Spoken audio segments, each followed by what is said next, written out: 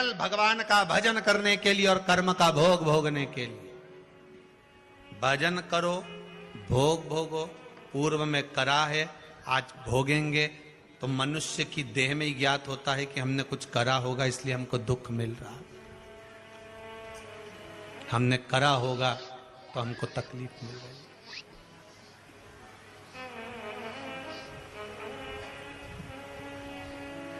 हमने करा होगा तो हमको मिल रहा, कुछ प्राप्त तो हो रहा। खूब कमाओ, शुभ दीपावली आपको। खूब कमाओ, डटकर कमाओ, अपनी कैपेसिटी से भी ज्यादा कमाओ, जितनी आपकी सामर्थ्यता है उससे भी ज्यादा कमाओ।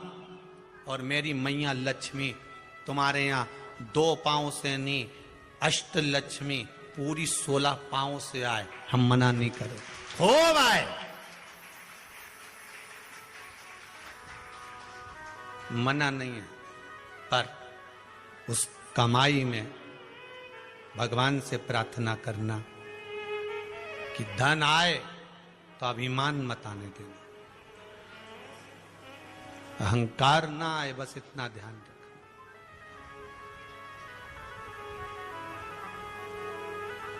लाल चंदन का जो जल होता है, ये व्यक्ति के जीवन में जो धन कहीं रुक गया, अटक गया, नहीं दे रहा, बेलपत्री के वृक्ष के नीचे, जड़ के नीचे सींचन करने से वो प्राप्त होता है।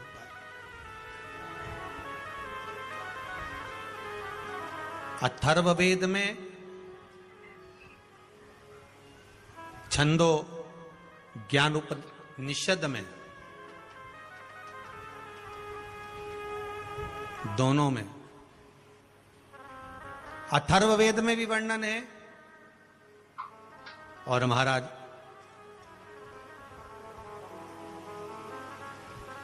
वर्णन किया गया कि पीपल के वृक्ष की जो जड़ होती है, बेलपत्री के वृक्ष की जो जड़ होती है,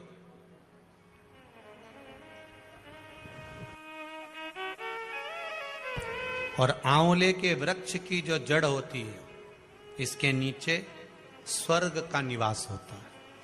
किसका निवास है? स्वर्ग का निवास।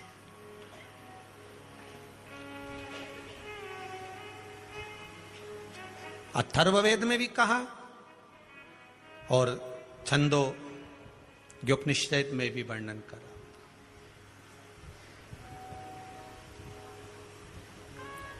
एक पीपल, एक बेलपत्र, एक आंवला, इनके जो जड़ है वो जड़ के नीचे स्वर्ग का निवास। ये जहां लगे,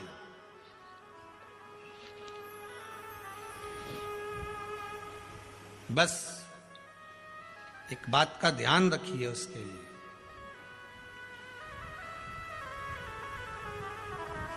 कि जहां पर ये वृक्ष होता है और उस वृक्ष के नीचे बैठकर हम जब किस जल का सींचन कर रहे हैं, जैसे अभी आपको कहा था कि जल में अगर लाल चंदन मिला हो और आप बेलपत्री के जड़ में सींचन कर रहे हैं तो लक्ष्मी की आवक बढ़ेगी। ना अटक गया, नहीं आ रहा, आएगा।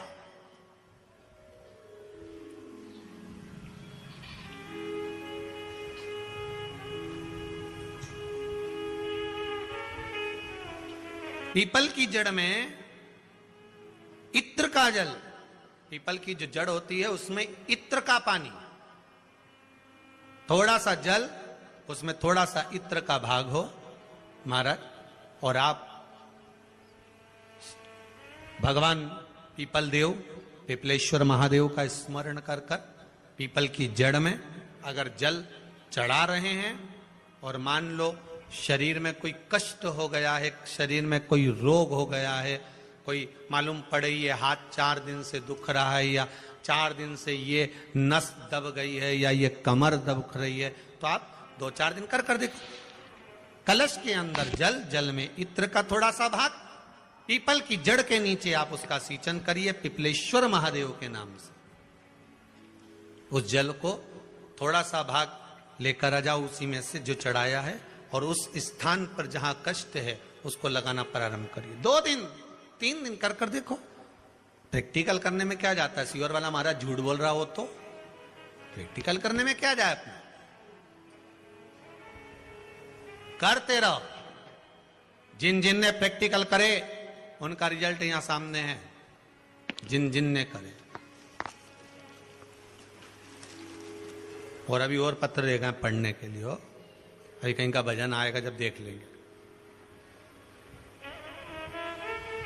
करते रहो।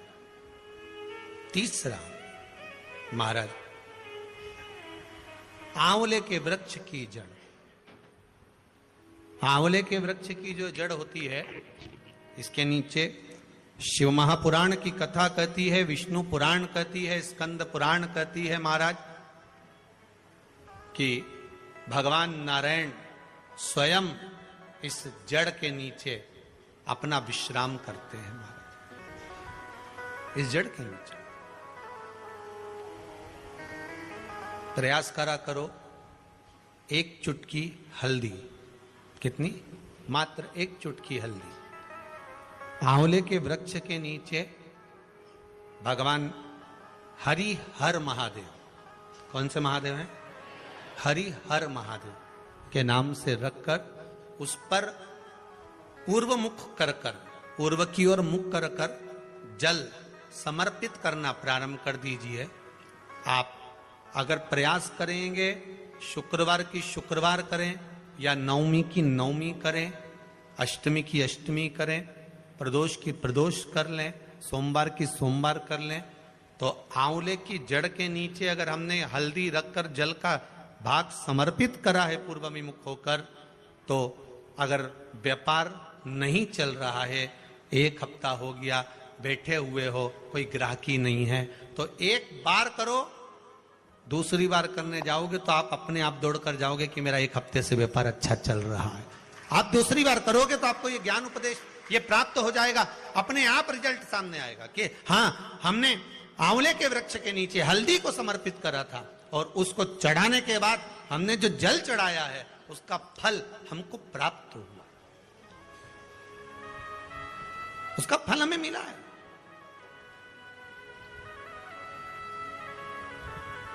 उसका फल हमें मिलेगा।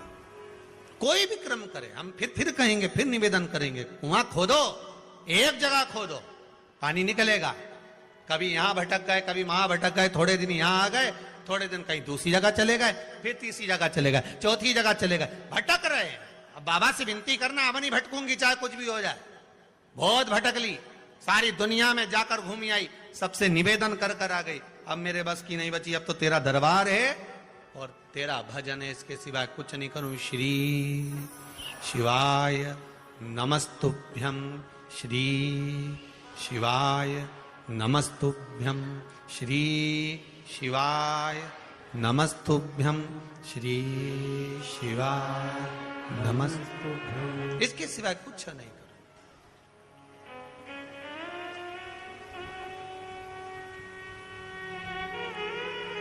हमारा भजन मूल हो जाए। एक विदल और उत्पल 2 असुर हुए। पार्वती मैया ने जो भजन करा था, स्मरण करा था, शिव मिले थे, उनकी भक्ति दृढ़ थी। विदल और उत्पल ने एक बार माता पार्वती जी को देखकर बड़े आनंद के साथ उनकी ओर लोभित हो गए, उनकी ओर आसक्त हो गए।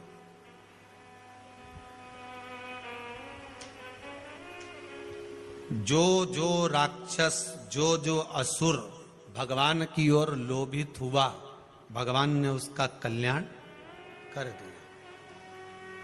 दुनिया के लोग संसार को देखकर लोभित होते हैं, ये कितनी सुंदर है, वो कितना सुंदर है, वो ऐसा है, वो वैसा है।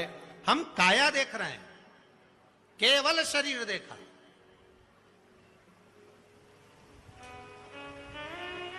आधे से ज्यादा रिश्ते तो ये काया के चक्कर में गड़बड़ हो गए। लड़का अच्छा है साहब, लड़की बहुत बढ़िया है, दिखने में तो कई जोरदार, अब पहले का समय, आज का समय, पहले के जमाने में सूरत नहीं देखते थे, चरण देखते थे। आज के जमाने में चरण नहीं देखते, सूरत देखते।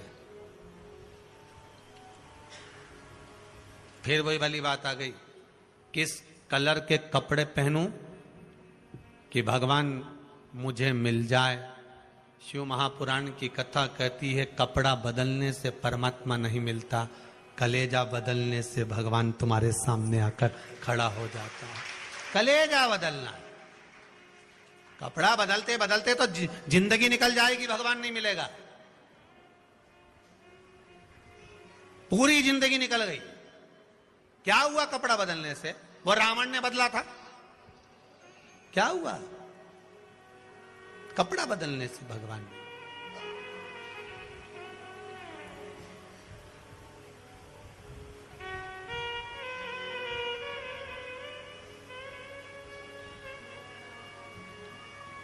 महाराज,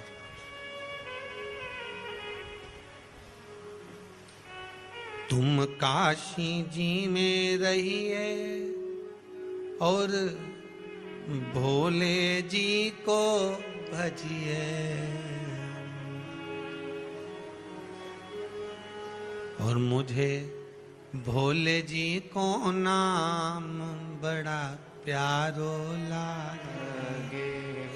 आप जिस स्थान पर, जिस जगह पर, जिस भूमि पर, जिस क्षेत्र में जहां निवास करो, भगवान की अविरल भक्ति में डूबे रहो। विदल और उत्पल भगवान की मां जगतजननी जगदम्बा को देखकर, माता पार्वती को देखकर आसक्त हो गए,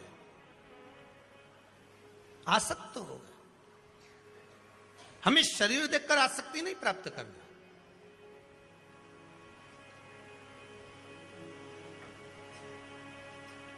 महाराज, बड़ी ये सब काया जो है ना, ये तो परमात्मा की दी हुई है। कपड़ा पहनाना उसका काम है, कितनी जोरदार जोरदार कपड़ा पहना के भेजा है, ये उसके हाथ में। अब ये कपड़े की दुकान वाला जानता है कि कौन सा कपड़ा पानी में डालते से ही छोटा पड़ जाए। बोले सही है कि गलत है? मां से नाप के लाई थी तो 3 हाथ का ही था, पर पानी में डाला छोटा पड़ गया। ये कपड़ा ही ऐसा है। भगवान भी कहता है, ये कपड़ा सत्संग में जाके मालूम पड़ता है कि कपड़ा कैसा है। नहीं तो कई कई का कपड़ा तो बस पानी में डाला सुकड़ी गया, कहीं कहीं का कपड़ा तो पानी में डालते से कलर छूट जाए। ऐसा संसार में भगवान पैदा करा मनुष्य को। ये नर की जो कपड़ा पहनाया है, मनुष्य की जो देह है, ये कपड़ा इस आत्मा पर पहनाया है।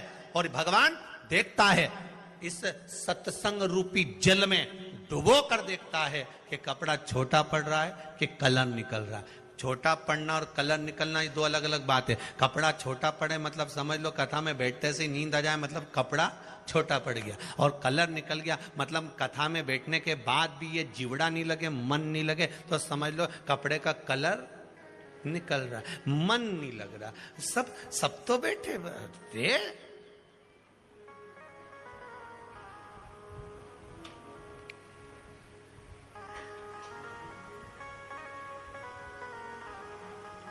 हमसे ही कई लोग कहे, महाराज जी, कई महाराज उन कथा कहते हैं और आप कथा कहते हो। कई महाराज कथा के और इतना आराम से ऐसा ऐसा बोले, उन भगत लोग उनकी आंख में से आंसू झड़ता फिरे, सब रोए बेचारा उन बैठ बैठ के। और तुम्हारी कथा में बापड़ा एक नहीं रोए दिन भर, बट हे करे।